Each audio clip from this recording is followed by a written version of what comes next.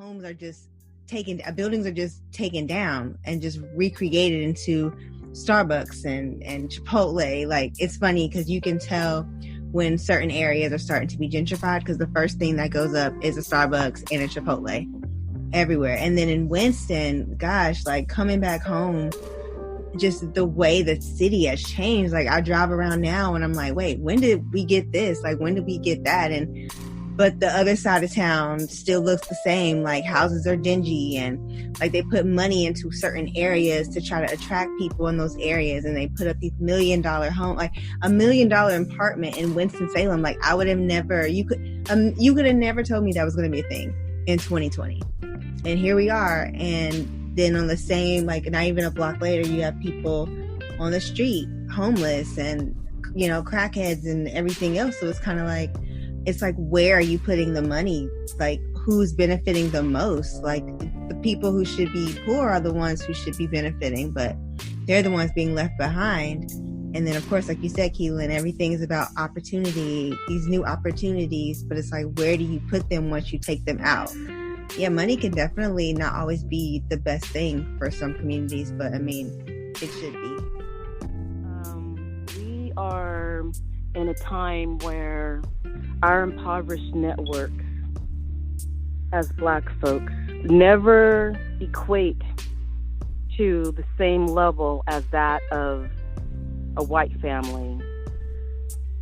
We earn 5 cents to $1 to another family.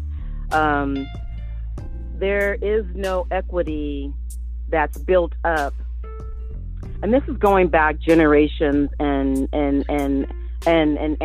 our ancestors. Because when we think about it, you know, like our grandmothers and great grandmothers and fathers, you know, they started out, you know, doing labor work back in the day where, you know, there was no security to that they got to be added into the system. So they never got to the wealth of the generation really never got equated. If you go all the way back, to Reconstruction, or if you go back to redlining, the fact of when our forefathers and grandsters, you know, if they went to war back in the day with the white man, when they came back, they didn't get the same GI Bill that allowed them to live in the same neighborhood as white folks. And that home that white folks could then go and live in the suburbs, and they could build their generational wealth, where then they could, you know, put their kids through college, and then they could, they could help them buy homes and help them pay for their weddings and this, that, and the third, and then they could start their next generations. Our generations of people, we come already behind before we even get out the gate, because other generations and other demographics of people already have so much equity and wealth built into just into how they live in the world, just by their the color of their skin, their names, their last name, like Lorraine said, their zip codes. You know, it's a whole nother level of equity that just doesn't even get factored in. That is a quality of life that we're just striving for basic quality of life, even in 2020.